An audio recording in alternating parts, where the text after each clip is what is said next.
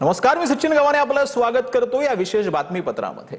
3 विधानसभा पोटनिवडणुकांचा जनादेश स्वीकारतो असं नितीन नवीन यांनी म्हटलेलं आहे। भाजपचे राष्ट्रीय अध्यक्ष नितीन नवीन यांनी या संदर्भात ट्विट केलेलं आहे। भाजपवर विश्वास दाखवल्याबद्दल मांजलपूर मतदारसंघातील जनतेचे आभार नवीन यांनी मानले।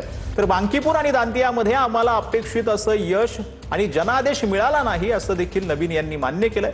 निकालाचं गांभीर्यानं आत्मपरीक्षण करू अशी एक्स मध्ये जी भूमिका आहे एक्स पोस्ट मध्ये ती राष्ट्रीय अध्यक्ष भाजपचे नितीन नवीन यांनी मांडली आहे।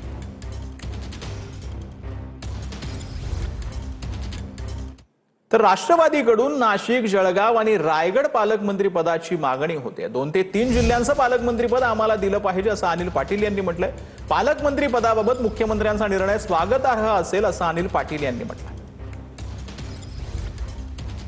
आम्हाला रायगडही पाहिजे, आम्हाला जळगावही पाहिजे, आम्हाला नाशिकही पाहिजे। आमच्या पक्षाला किमान 2 पालकमंत्री 2 ते 3 पालकमंत्री आमच्या पक्षाला दिले पाहिजे अशी आमची अपेक्षा आहे। पण मी सुरुवातीलाच म्हटलं की हा मुख्यमंत्र्यांची जबाबदारी आहे आणि मुख्यमंत्र्यांचाच आदेश पाळावा लागतो। तो जो निर्णय घेतील तो आम्हाला स्वागतार्ह राहील।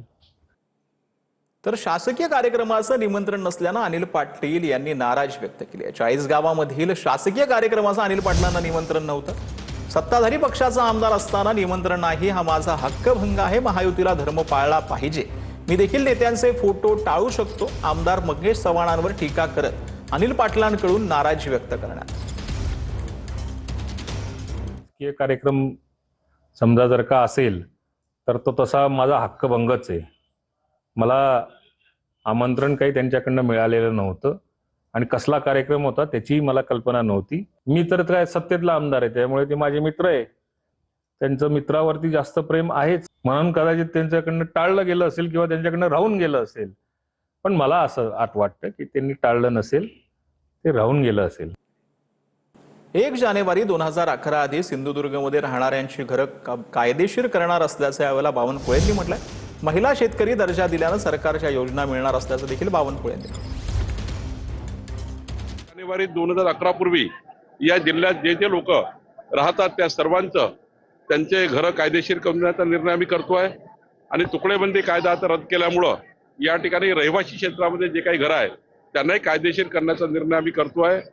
महिला शेतकरी दर्जा हा दिल्यामुळं प्रत्येक मतदारसंघाचे कॅम्प लावून प्रत्येक मतदारसंघात त्या ठिकाणी आम्ही शेतकरी महिला दर्जाचे कार्ड त्या ठिकाणी वाटप करणार आहोत।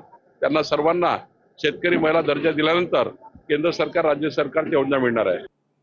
उपमुख्यमंत्री एकनाथ शिंदेंनी ठाण्यातील रुग्णालयात जाऊन उपशहर प्रमुख स्वप्नील शेंडगेंची भेट घेतलेली आहे। त्यांच्या तब्येतीची विचारपूस केली। प्रकृती बिघडल्यानं स्वप्नील शेंडगे हे रुग्णालयात सध्या उपचार घेत आहेत।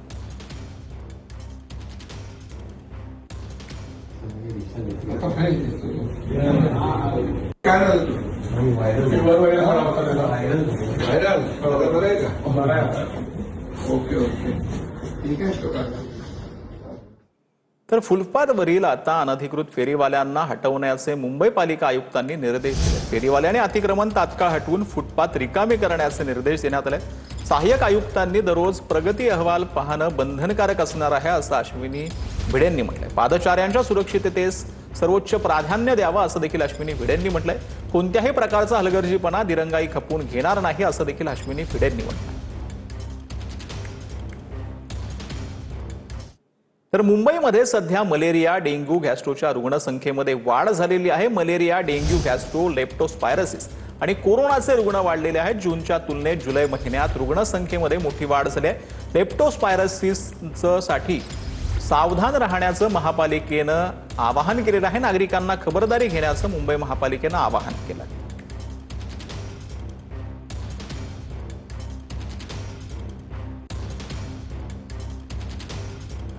तर मुंबईमध्ये कोणत्या आजाराचे किती रुग्ण आहेत ते आपण पाहतो आहोत। मलेरियाचे 1380, तर डेंग्यूचे 466, चिकनगुन्याचे 7, तर लेप्टोस्पायरोसिसचे 78, गॅस्ट्रोचे 851 आणि कोविडचे 58 रुग्ण सध्या मुंबईमध्ये आढळलेले आहेत।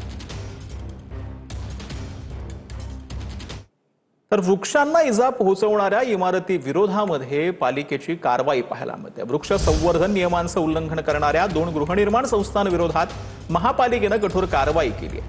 मंजुरी मंजूर असलेल्या परवानगीपेक्षा अधिक वृक्षांची छाटणी केल्याचं आढळून आल्यानं संबंधित गृहनिर्माण संस्थेविरुद्ध गुन्हा दाखल करण्यात आलेला आहे.